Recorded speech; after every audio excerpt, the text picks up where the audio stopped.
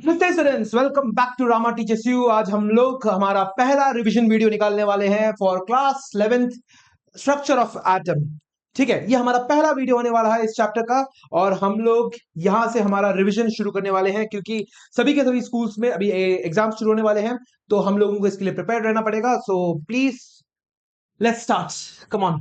So structure of an atom, structure of an atom में पहले क्या होता था? सबसे पहले हमारा जो डाल्टन था, डाल्टन जब पहली बार आया था उसने क्या बोला था हमसे?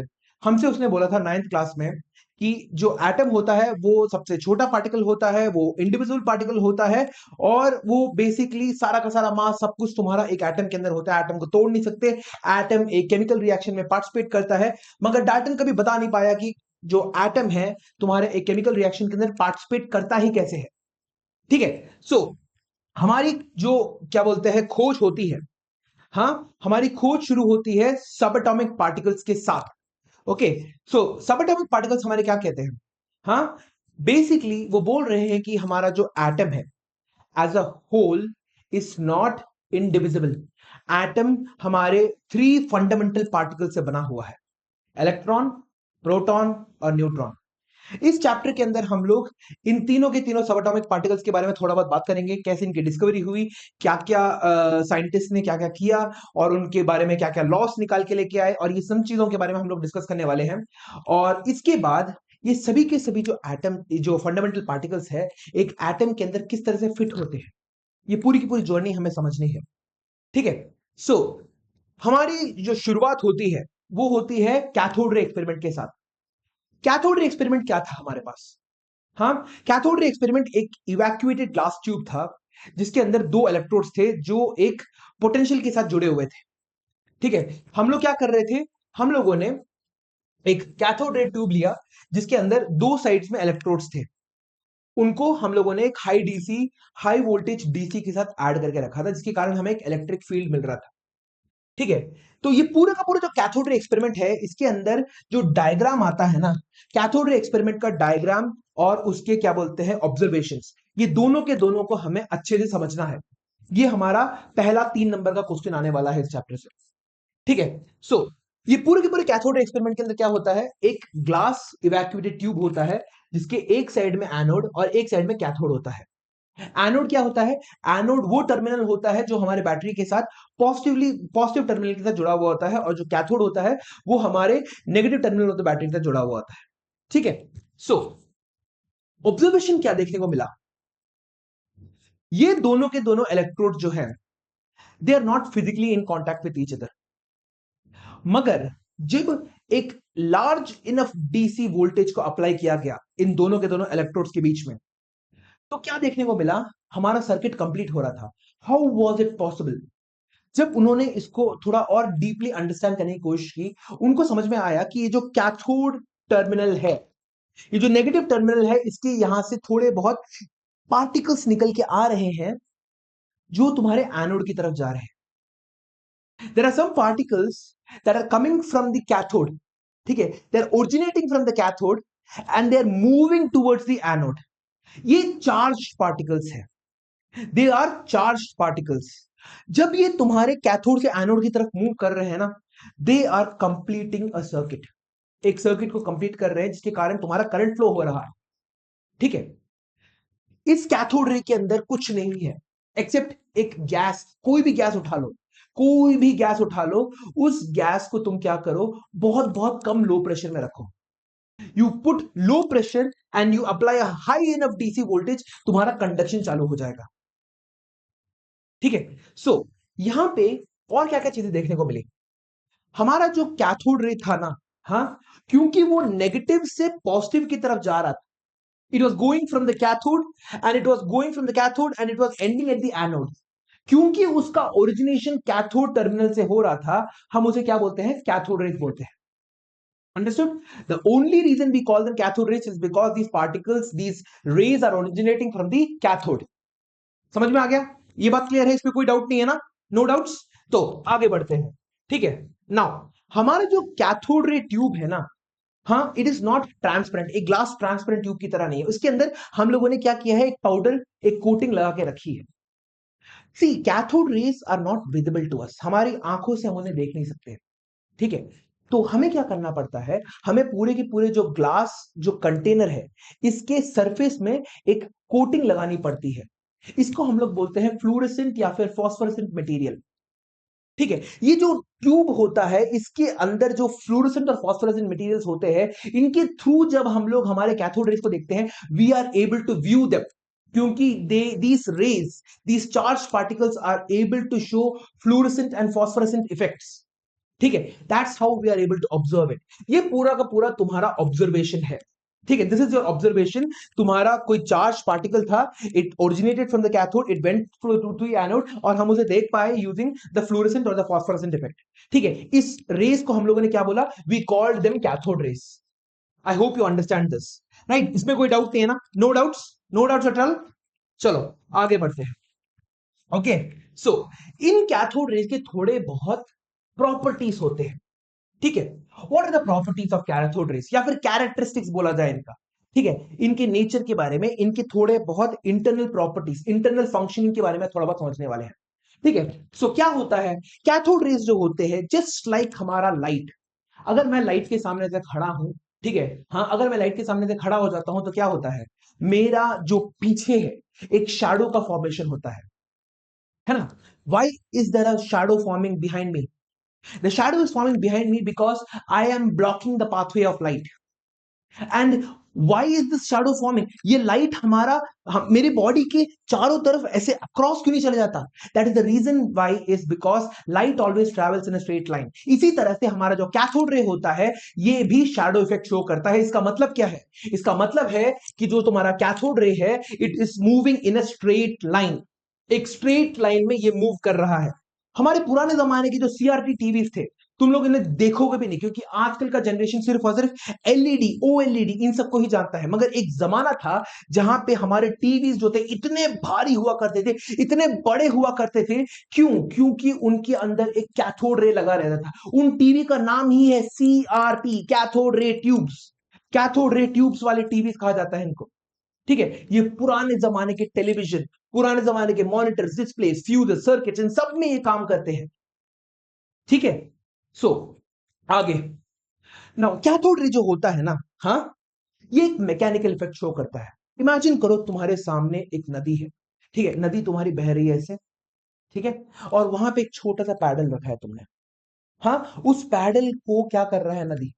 नदी उस पैडल के थ्रू जब जा रहा है, उस पैडल को रोटेट करने की कोशिश कर रहा है ना? उस पैडल को वो रोटेट कर रहा है। और ये जो रोटेशन हो रहा है किसके कारण हो रहा है? Because the river is creating an impact on the paddle. ये सिर्फ और सिर्फ तभी मुमकिन है अगर तुम्हारा जो पानी है वो मैटर से बना हो। It needs to have some sort of mass, कुछ ना कुछ तो उसके पास होना चाहिए जो वो बेसिकली उस पैडल को इंटरेक्ट करा रहा है। ठीक है, तो जब हमने क्या किया, जब हमने हमारे कैथोड रे एक्सपेरिमेंट के अंदर एक पैडल को रखा बीच में, तो क्या ऑब्जर्व करने को मिल रहा था? ये पैडल जो है अपने आप रोटेट हो रहा था। कुछ ऐसा हमें देखने को नहीं मिल रहा था, but still the paddle was rotating. तो इसका मतलब क्या है? जो कैथोड रेज जो है जब इस पैडल के ऊपर टकरा रहे थे, ये they were able to impart some momentum onto it. थोड़ा फोर्स उस पर अप्लाई हो रहा था जिसके कारण तुम्हारा जो पैडल है वो रोटेट करता जा रहा था। ठीक है, तो इससे हमें क्या पता चलता है? Cathode rays are matter. Matter होता है, मैटर से बने हुए हैं, इनके पास मास होता है। ठीक है, सो अब हम लोगों को पता है, we know that these cathode rays are nothing but electrons, और इलेक्ट्रॉन्स के पास मास होता है 9.1 into 10⁻31 kg के बराबर मास होता है। ठीक है, आगे बढ़ते हैं। जब हमारा जो कैथोड रे एक्सपेरिमेंट में अगर हम लोग दोनों के दोनों ऑपोजिट एंड्स में एक इलेक्ट्रिक फील्ड अप्लाई करें तो क्या होगा? इलेक्ट्रिक फील्ड कैसे बनता है तुम्हारा? All you have to do is have a positive plate and negative plate. ठीक है, पॉजिटिव प्लेट और नेगेटिव प्लेट का मतलब क्या है? तुम एक बैटरी से एक प्लेट, एक मेटल प्लेट के ऊपर उसका पॉजिटिव टर्मिनल को कनेक्ट कर रहे हो, दूसरे साइड से तुम अपना नेगेटिव टर्मिनल को कनेक्ट कर रहे हो। इसके कारण क्या हो रहा है? तुम्हारा पॉजिटिव टर्मिनल से नेगेटिव टर्मिनल की तरफ एक रे जा रही है। इलेक्ट्रिक फील्ड हमेशा पॉजिटिव से ओरिजिनेट करता है और नेगेटिव में जाके टर्मिनेट होता है। जब ऐसे फील्ड को कैथोड रेस के साथ रखा, क्या ऑब्जर्व करने को मिल रहा है वो है कि तुम्हारा जो कैथोड रेस है वो इंस्टेड ऑफ गोइंग स्ट्रेट वो हमारे पॉजिटिव प्लेट की तरफ जा रहा है। वो अपना स्ट्रेट लाइन जो पाथवे था उसको डिफ्लेक्ट कर रहा है, एज इफ उसको कोई खींच रहा है, पॉजिटिव उसको खींचने की कोशिश कर रहा है अपनी तरफ। हमको पता है कि जो पॉजिटिव चार्ज होता है उसको अपनी तरफ कोई अट्रैक्ट करना चाहता है तो उसको किसको करना, कैसे, किसको करेगा वो सिर्फ और सिर्फ एक नेगेटिव चार्ज को करेगा। क्यों? बिकॉज अनलाइक चार्जेस जो होते हैं वो एक दूसरे को अट्रैक्ट करते हैं। समझ में आया? इससे हमें क्या पता चलता है, हर एक लाइन के अंदर एक ऑब्जर्वेशन लिखा है और उस हर एक ऑब्जर्वेशन के अंदर से हमारा एक छोटा सा रिजल्ट बाहर निकल के आ रहा है। तो इस वाले ऑब्जर्वेशन से हमें क्या पता चल रहा है कि जो कैथोड रेस है they are negatively charged particles which are getting attracted to the positive plate के ऊपर जाके अट्रैक्ट हो जा रहे हैं। क्लियर? यहां तक भी कोई डाउट नहीं है ना? No doubts? ठीक है, ओके, आगे बढ़ते हैं। When the cathode rays are allowed to strike a metal surface, ठीक है, जब वो एक मेटल प्लेट के ऊपर, जैसे फॉर एग्जांपल एक और सिनेरियो अपने अंदर इमेजिन करो। ठीक है, जब तुम लोग गेम खेलते हो तुमने देखा होगा कि जब हम लोग एक गन को शूट करते हैं, ठीक है, एक टारगेट की तरफ शूट करते हैं तो क्या होता है, हाँ, स्पेशली एक मेटल टारगेट के ऊपर अगर हम शूट करेंगे तो जैसे ही बुलेट हमारे गन से निकल के उस मेटल प्लेट की तरफ टकराती है तो क्या होता है, हम्म हमारा जो मेटल प्लेट है उसके अंदर से स्पार्क्स निकलने लगते हैं, मेटल के छोटे छोटे फ्रैगमेंट्स तुम्हारे बाहर निकलने लगते हैं, है ना? सो इसी को इमेजिन करो। अब सोचो कि तुम्हारा जो कैथोड रे है वो एक मेटल सरफेस के ऊपर जाके टकरा रहा है। जब वो एक मेटल सरफेस के ऊपर जाके टकराता है तो वो क्या करता है, इंस्टेड ऑफ प्रोड्यूसिंग स्पार्क्स वो एक्सरेज बाहर निकालता है। अंडरस्टूड? इस तरह से एक्सरे की डिस्कवरी हुई थी। एक्सरेज क्या होते हैं, कैथोड रेज जो थे तुम्हारे एक मेटल सरफेस के ऊपर जाके टकरा रहे थे, जिसके कारण क्या हो रहा था, एक सर्टेन अमाउंट ऑफ रे बाहर निकल के आ रहा था। एक बंदे ने उसके सामने हाथ क्या खड़ा कर दिया, उसका हाथ पूरा का पूरा एक फोटोग्राफिक प्लेट के पीछे दिखने लगा। इससे हमारा एक्सरे का आविष्कार हुआ था। सो बेसिकली जो एक्सरे है ना, हाँ, आई एम नॉट सेइंग कि क्या बोलते हैं कैथोड रे एक्सपेरिमेंट के कारण ही एक्सरे का आविष्कार हुआ था। आई एम जस्ट सेइंग कि people were able to observe this effect because of that. समझ में आ गया? हमारा जो कैथोड रे है वो क्या करता है, वो एक्सरेज प्रोड्यूस करता है। ठीक है, आगे बढ़ते हैं। Now when cathode rays are allowed to fall to strike on a thin metal foil, वो हीट अप होने लगते हैं क्योंकि these cathode rays have kinetic energy in that. तुम्हारा कोई भी चीज जो मूव करता है उसके पास क्या होता है, काइनेटिक एनर्जी होता है। ठीक है, तो जब तुम्हारा काइनेटिक एनर्जी वाला जो इलेक्ट्रॉन है इसके ऊपर जब टकरा रहा है तो क्या हो रहा है, तुम्हारा मेटल सरफेस धीरे धीरे धीरे धीरे हीट अप हो रहा है। It is slowly getting heated up. ठीक है, हीटिंग इफेक्ट शो करते हैं। The heating effect is being shown by the cathode ray. ठीक है, हमारा मैकेनिकल व्हील हो गया, इलेक्ट्रिक फील्ड हो गया, हीटिंग इफेक्ट हो गया, एक्सरे हो गया। अब आयनाइजेशन, आयनाइजेशन को समझना है तो एक छोटा सा एक्सपेरिमेंट करते हैं। सोचो कि तुम अपने गांव में हो, ठीक है, गांव में हो, तुम्हारे सामने एक बहुत बड़ा आम का पेड़ है और तुम्हें आम खाना है, तो क्या करते हो तुम? हाँ, रेयरली पीपल जो है वो पेड़ के ऊपर चढ़ते हैं। सबसे पहला इंस्टिंक्ट हमारा क्या आता है, हम एक पत्थर उठाते हैं और आम के पेड़ की तरफ जो आम हमें चाहिए उसके ऊपर फेंकते हैं, है ना? अब सोच के देखो कि जो तुम्हारा आम का पेड़ है ना, हाँ, वो एक एटम है। हर एक एटम के आउटरमोस्ट शेल में थोड़े बहुत इलेक्ट्रॉन्स होते हैं जिनको हम लोग क्या कहते हैं, यस, हम लोग उनको वैलेंस इलेक्ट्रॉन्स कहते हैं। ओके, अब ये जो आम का पेड़ है और इसके ऊपर जो आम है ना, ये सभी के सभी तुम्हारे वैलेंस इलेक्ट्रॉन्स हैं। और जो हम लोग पत्थर फेंक रहे हैं ना उसके ऊपर, वो जो पत्थर हम फेंक रहे हैं, ये एक्शन जो हम लोग कर रहे हैं ना इस तरफ, ये क्या है, ये है एक कैथोड रे, उस आम के पेड़ की तरफ जा रहा है, उस एटम की तरफ जा रहा है।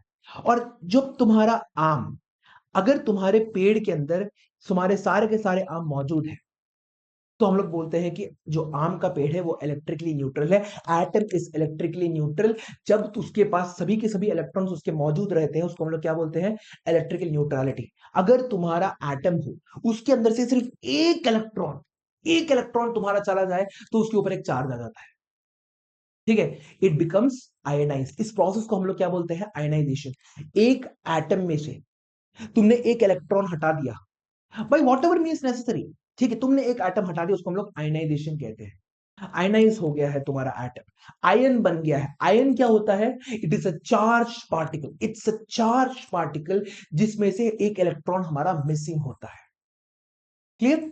सो अब क्या हो रहा है, तुम्हारा जो कैथोड रे है, याद करो कि हमारा जो कैथोड रे एक्सपेरिमेंट हुआ था उसके अंदर हम लोगों ने क्या रखा था, एक छोटा सा गैस रखा था एट वेरी लो प्रेशर।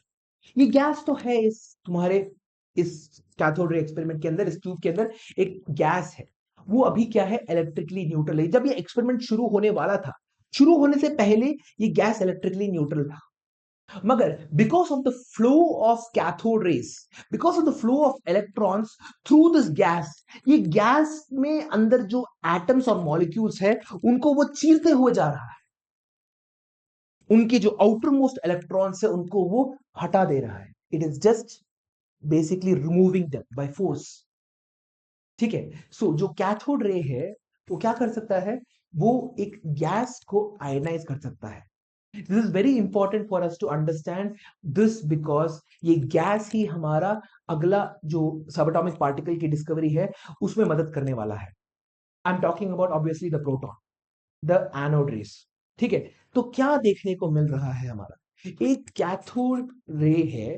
ठीक है? एक कैथोड रे तुम्हारा कैथोड से लेके एनोड की तरफ जा रहा है।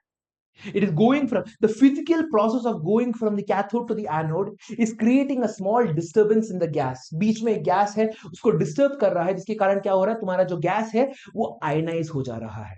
ठीक है? समझ में आ गया? इसी को हम लोग बोलते हैं ionization effect of the cathode rays. This is also clear? Clear, right? अच्छे से समझ में आ गया? Okay, okay. Now these rays affect a photographic plate.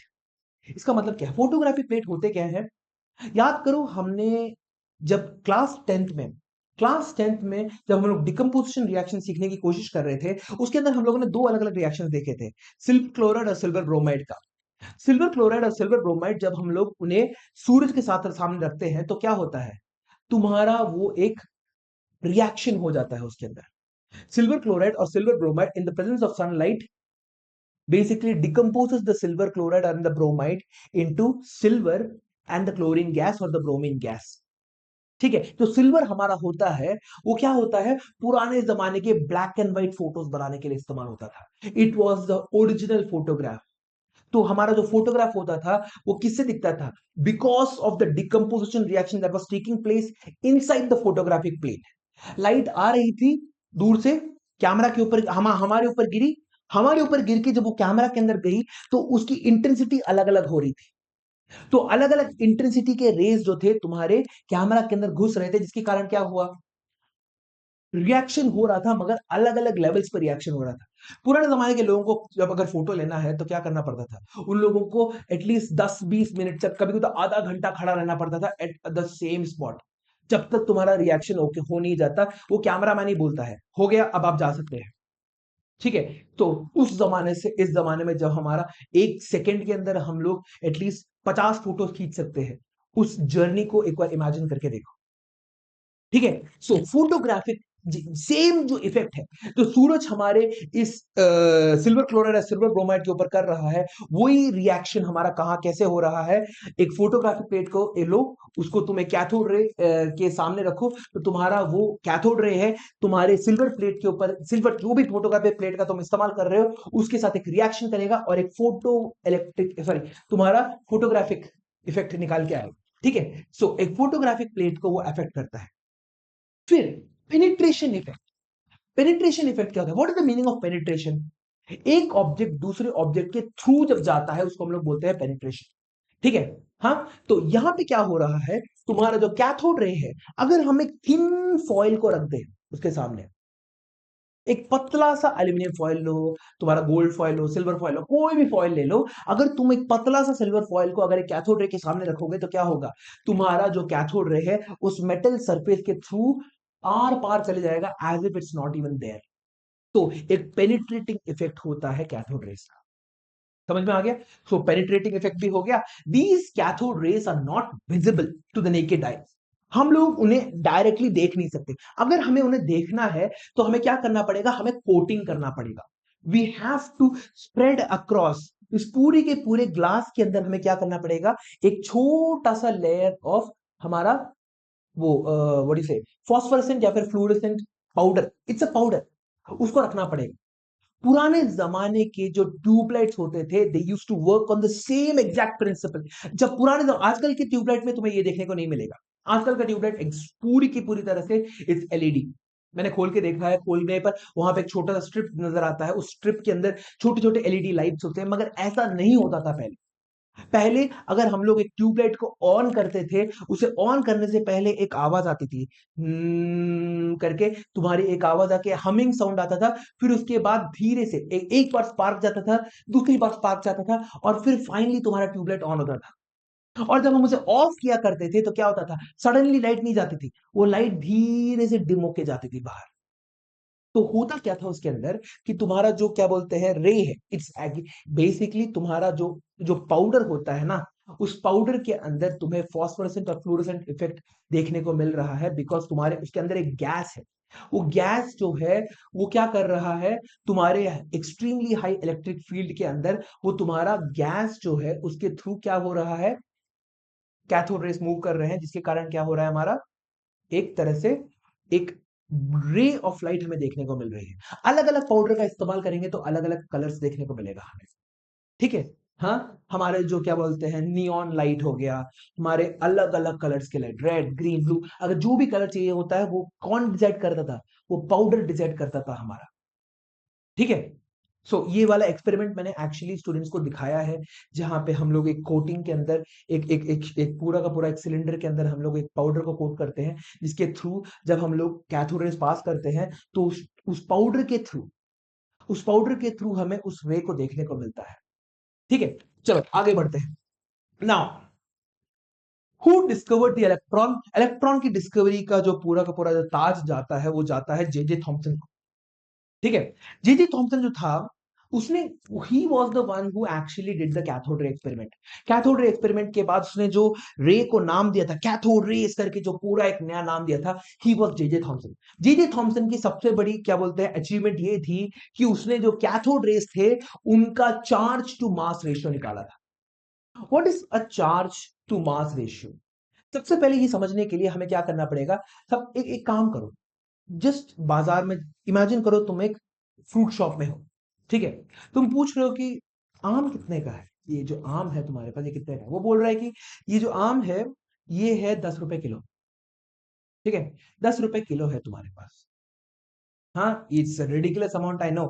चलो मान लेते हैं 100 रुपए किलो, 200 रुपए किलो मान लेते हैं। ठीक है, 200 रुपए किलो है आम। ठीक है, खुश। अब हम, हमारे पास क्या है, हमारे पास 1000 रुपए है, तो कितने आम हम खरीद सकते हैं, कितना केजी आम खरीद सकते हैं, 5 KG, right? we can get 5 kgs of mangoes with the 1,000 rupees that we have, with 200 rupees per kg। ठीक है, तो ये जो लॉजिक है यही है चार्ज टू मास रेशियो। ठीक है, चार्ज टू मास रेशियो में भी तुम्हें यही अप्लाई करना है। अगर तुम्हारे पास 1 kg इलेक्ट्रॉन है, ठीक है, 1 kg cathode rays are made up of electrons, there is no doubt about that. Okay, so अगर तुम्हारे पास 1 kg इलेक्ट्रॉन है, उस 1 kg इलेक्ट्रॉन का चार्ज कितना होगा, उसका चार्ज होगा तुम्हारा 1.7 इंटू 10⁻11 कूलम्स पर केजी। अगर तुम्हारे पास 1 kg ऑफ इलेक्ट्रॉन्स है तो तुम्हारे पास 1.7 इंटू 10⁻11 कूलम्स ऑफ चार्ज है। इसी को हम लोग बोलते हैं हमारा चार्ज टू मास रेशियो। समझ में आ गया? Is this clear? ये अच्छे से समझ में आ गया ना? What is the contribution that J J Thomson had? He actually discovered the cathode race. ठीक है। हाँ, बहुत सारे लोग डिस्कवर कर रहे थे, मगर जे जे थॉमसन को इसका जो क्रेडिट है जे जे थॉमसन को मिला जाता है, और उसने निकाला तुम्हारा कैथोड रे का charge to mass ratio. Understood? No doubts यहां पे? क्लियर?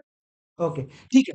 ओके, सो अगला जो कॉन्सेप्ट हमारा आता है वो है मिलिकन द्वारा। इसको हम लोग बोलते हैं Millikan's oil drop experiment. Now अगर हमारा जो कंट्रीब्यूशन है जेजे थॉमसन का, जेजे थॉमसन का कंट्रीब्यूशन क्या था, चार्ज टू मास रेशियो निकालना। मिलिकन का कंट्रीब्यूशन क्या था, actual charge of an electron, एक इलेक्ट्रॉन के पास कितना चार्ज होगा वो निकालने का, ये जो क्या बोलते हैं कंट्रीब्यूशन है तुम्हारा मिलिकन को जाता है। और इसने ये किया कैसे, he did the oil drop experiment. ठीक है, तो ये जो ऑयल ड्रॉप एक्सपेरिमेंट है इसके अंदर होता क्या है, पहले इस पूरे के पूरे स्ट्रक्चर को देखने की कोशिश करते हैं। ठीक है, तुम्हारे पास दो प्लेट्स है, ठीक है, एक है तुम्हारा नेगेटिव कैथोड, एक पॉजिटिव एनोड, ठीक है। नेगेटिव कैथोड को तुमने नीचे रखा है और पॉजिटिव एनोड को ऊपर रखा है, और हमारा जो कैथोड है कहां से कहां जाएगा, कैथोड से एनोड की तरफ जाएगा। उसका नाम ही ये बताता है कि वो कैथोड से एनोड की तरफ जाएगा, ऊपर की तरफ जा रहा है।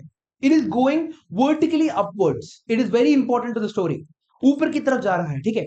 अब हम क्या करने वाले हैं, हम इस कंटेनर के अंदर थोड़ा बहुत ऑयल जो है उसको छिड़कने वाले हैं, ठीक है, स्प्रे करने वाले हैं, एक एटोमाइजर का इस्तेमाल करने वाले हैं। हमारे जितने भी परफ्यूम हो गए, फॉग हो गया, हाँ हमारा ओल्ड स्पाइस हो गया, ये जितने भी हमारे परफ्यूम्स होते हैं, ठीक है, शैनल, एनीथिंग यू वांट, उन सब के अंदर क्या होता है, एक लिक्विड को हम लोग क्या कर रहे हैं, for a small amount of liquid is getting converted into gaseous atoms, suddenly हमारा वो एटोमाइज हो जा रहा है। That is what's happening, right. हमारे परफ्यूम के अंदर क्या है, हमारे परफ्यूम के अंदर एक लिक्विड है, मगर जैसे ही हम लोग उसको करके हम लोग दबाते हैं तो क्या होता है, उसके बाहर से लिक्विड थोड़ी बाहर निकल के आता है, नहीं, उसके बाहर से एक स्प्रे निकल के आता है, ठीक है। ये जो स्प्रे इफेक्ट होता है इसी को हम लोग बोलते हैं एक एटोमाइजर।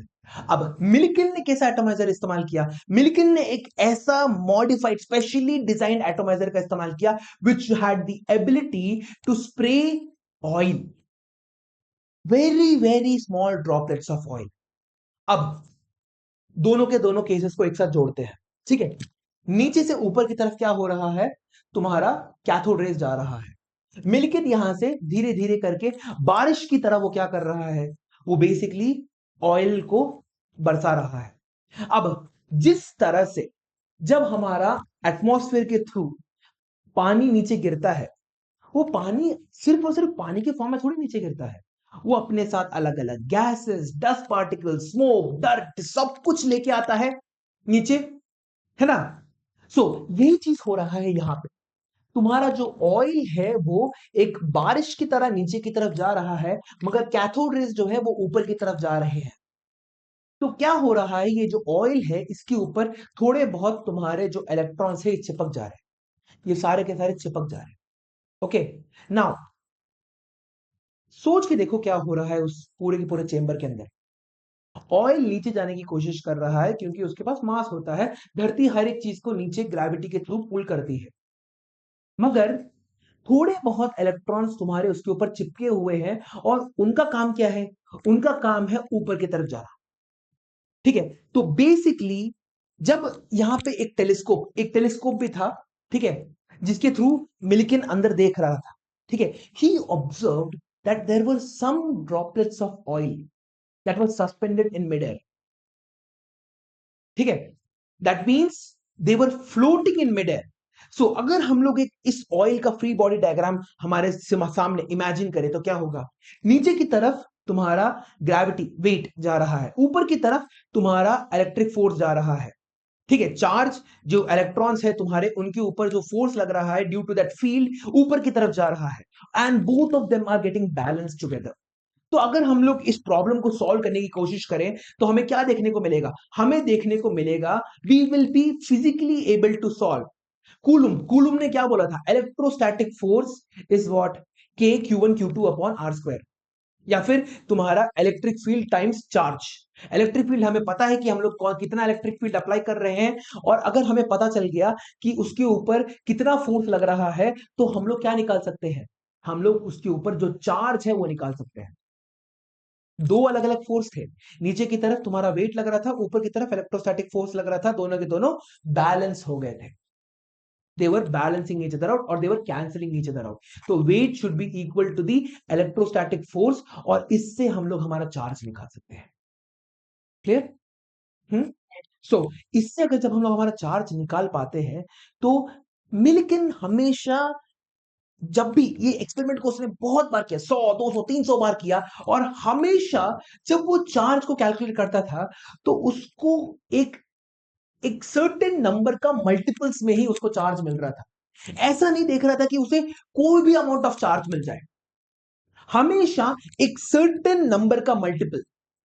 जैसे फॉर एग्जांपल अगर वो नंबर 2 है तो उसे, if you have a number 2, ठीक है, उसके मल्टीपल्स क्या हो जाएंगे, 10, 20, 30, 12, कोई भी इवन नंबर उठाओ वो सभी के सभी 2 के मल्टीपल्स है। उसी तरह से उसको जो इलेक्ट्रॉन का जो चार्ज था वो बेसिकली हर एक ऑयल ड्रॉप के अंदर एक सर्टेन अमाउंट ऑफ चार्ज था, that was an integral multiple of certain number. और जब इसको उसने इतने सारे ऑब्जर्वेशंस के बाद निकालने की कोशिश की तो उसे क्या पता चला, उसको पता चला कि ये सभी के सभी जो मल्टीपल्स हैं they are the multiples of one number and that number is 1.6 into 10 to the power minus 19 coulombs. क्योंकि ये सभी के सभी नेगेटिवली चार्ज थे तो उसने इस कूलम्स के आगे सभी एक माइनस साइन डाल दिया। सो ही सेड कि there is something known as an electron, the electron is charged और उसका जो चार्ज है वो कितना है, it is equal to 1.6 into 10 raised to the minus 19 coulombs of negative charge. इससे कम चार्ज उसे मिल ही नहीं रहा था। There is no way possible to have 0.5 into 10 raised to the minus 19 coulombs because electron को हम लोग डिवाइड नहीं कर सकते। It is the smallest charge possible, it is the smallest charge, it is, इसलिए हम उसे फंडामेंटल की कैटेगरी में क्यों डालते हैं, बिकॉज ये हर एक तुम्हारे क्या बोलते हैं, every single atom has it, every single atom has electrons और हर एक इलेक्ट्रॉन का जो चार्ज है वो फिक्स्ड है 1.6 into 10 raised to the minus 19 Coulomb's. इस चैप्टर के अंदर बहुत सारे ऐसे नंबर्स हैं जिनको तुम्हें फॉर योर नेक्स्ट 2-3 इयर्स याद करके रखना है। ठीक है, charge of an electron, mass of an electron, charge of a proton, mass of a proton, mass of a neutron, Avogadro's number, Planck's constant, Rydberg's constant, ये सारे के सारे नंबर्स को तुम्हारे दिमाग के अंदर स्टोर करके रखना है for the next couple of years. ठीक है, भूलना नहीं है, ये सारे के सारे numbers are very very important. कहां कहां पे इस्तेमाल होंगे तुम लोगों को कोई आइडिया ही नहीं है।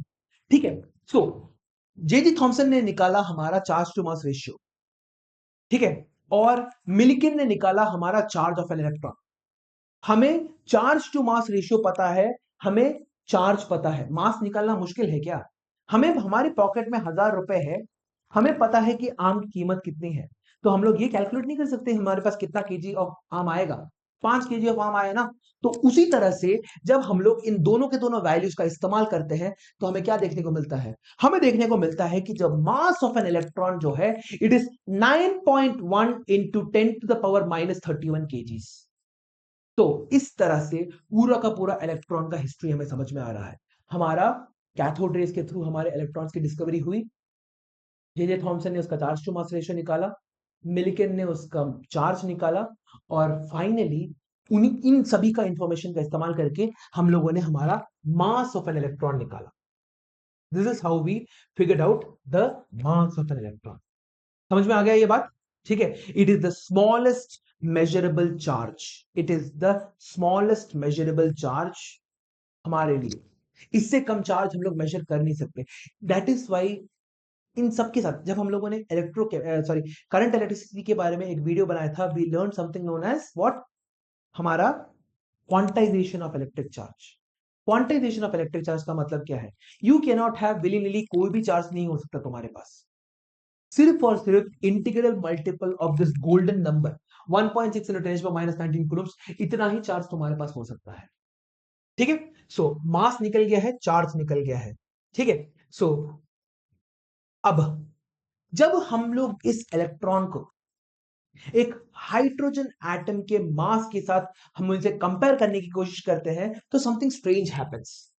The electron may be defined as an atom in the fundamental particle which carries 1 unit negative charge and has a mass nearly equal to 1 upon 1837 of a hydrogen atom. Oh, it is insignificantly small.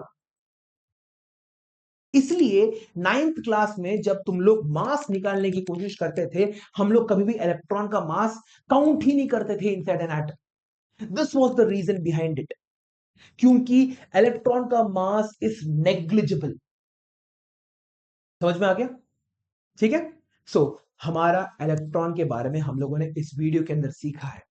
अगर आपको इस video में थोड़ी बहुत if you understood what was happening in the video, मैंने एक second video भी बनाया है और हम इस पूरे के पूरे चैप्टर को तीन या फिर 4 वीडियोस में हम लोग खत्म करने की कोशिश करेंगे। And this is the comprehensive, these videos are going to be the comprehensive list. ये पूरे के पूरे सभी के सभी टॉपिक्स को क्या बोलते हैं कवर कर देंगे। हमारे दूसरे वीडियो में हम लोगों ने ऑलरेडी ब्लैक बॉडी रेडिएशन, फिर उसके बाद photo electric effect, Planck's constant, फिर उसके बाद हमारा बोर्स मॉडल, ये सारा का सारा डिस्कस किया हुआ है, आप जाके देख सकते हैं। ठीक है, और अगर एक डिटेल वीडियो आपको चाहिए तो मैं इन द नियर फ्यूचर जल्दी से जल्दी बना दूंगा। ठीक है, so again I am saying, अगर आपको मेरा वीडियो अच्छा लगा तो प्लीज लाइक शेयर और सब्सक्राइब जरूर करिए और फिर मिलेंगे अगले वीडियो में। Thank you.